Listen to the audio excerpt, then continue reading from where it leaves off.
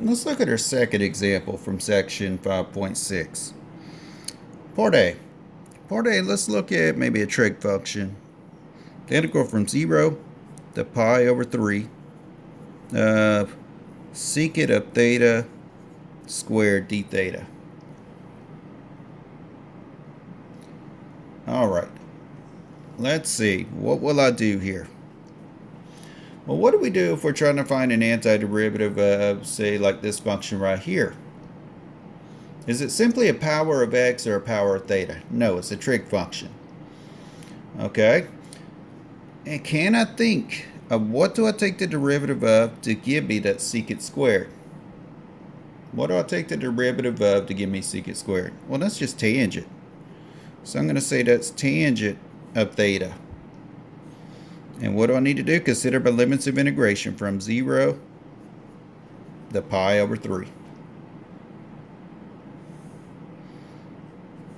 Alright, so that's the tangent of pi over 3 minus the tangent of 0.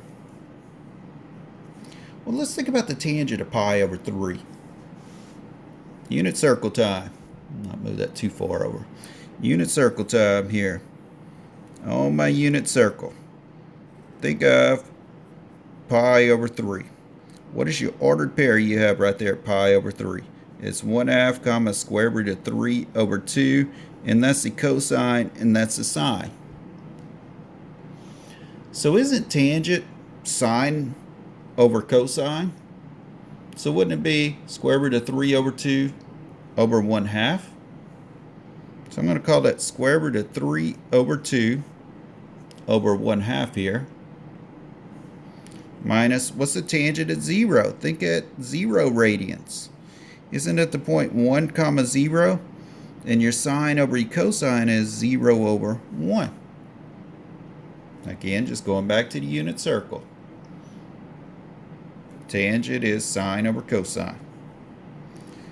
Alright, I could say this is the square root of 3 over 2 times 2 over 1. If I take the reciprocal 1/2 and multiply. 0 over 1, 0. So this becomes the square root of 3 minus 0, or the square root of 3.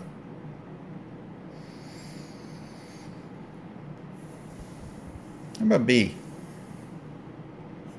B, we're going to look at taking the integral from negative 1/2 to 1 of 1 over the square root of 1 minus x squared dx.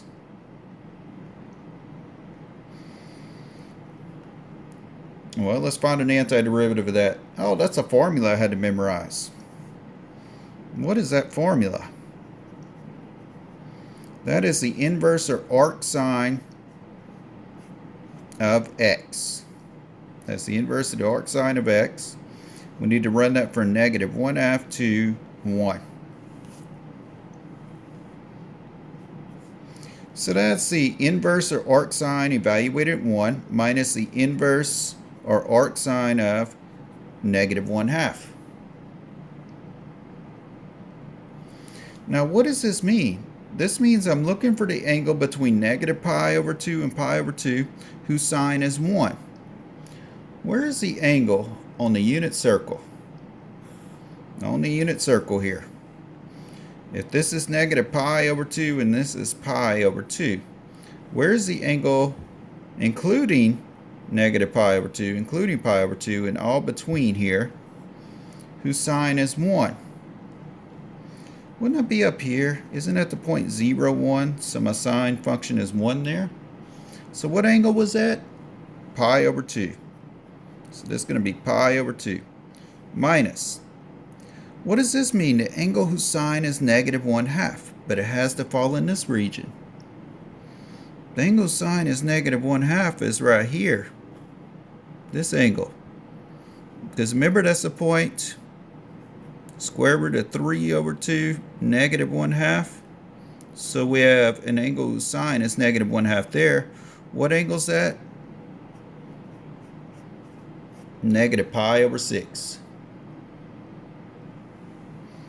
So that's pi over 2 plus pi over 6. Well, wouldn't that be 3 pi over 6 plus pi over 6? Or could we say that's 4 pi over 6? What's 4 pi over 6 simplify to? 2 pi over 3. 2 pi over 3. Remember, got to know your trig.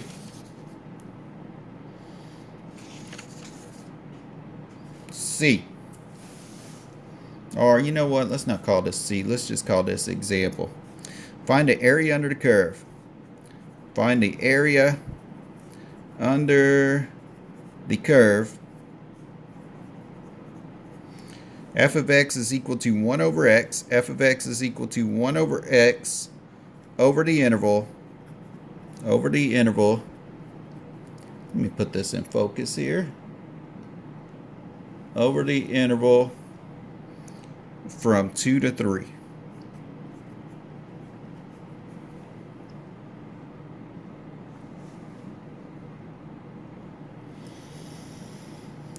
So I'm looking for the area under the curve of that over that interval from 2 to 3. So what's going on here?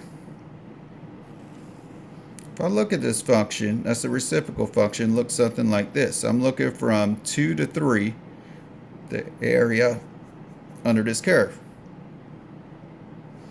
Well, isn't it the same thing as the integral from 2 to 3 of 1 over x dx? That means the area under the curve from 2 to 3 under this curve. So I no longer really need to draw a picture if it just says this, find the area under the curve, and it doesn't say draw a picture or estimate with rectangles or use a formula from geometry. If it strictly says find the area under the curve with no other type of directions here, then you can go ahead and use this.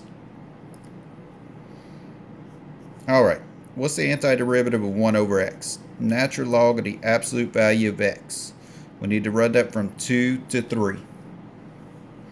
So that's the natural log of the absolute value of 3 minus the natural log of the absolute value of 2. Write that a little better. Natural log of the absolute value of 3. Could I just write natural log of 3? And the same thing for natural log of 2, because the absolute value of 2 is 2, absolute value of 3 is 3. Now, this is fine for an answer. Wiley Plus is going to use some properties of logarithms, and they're going to say if we're subtracting, then we can write this as natural log of this argument over that argument, and they're going to write it that way. Either way is fine for me.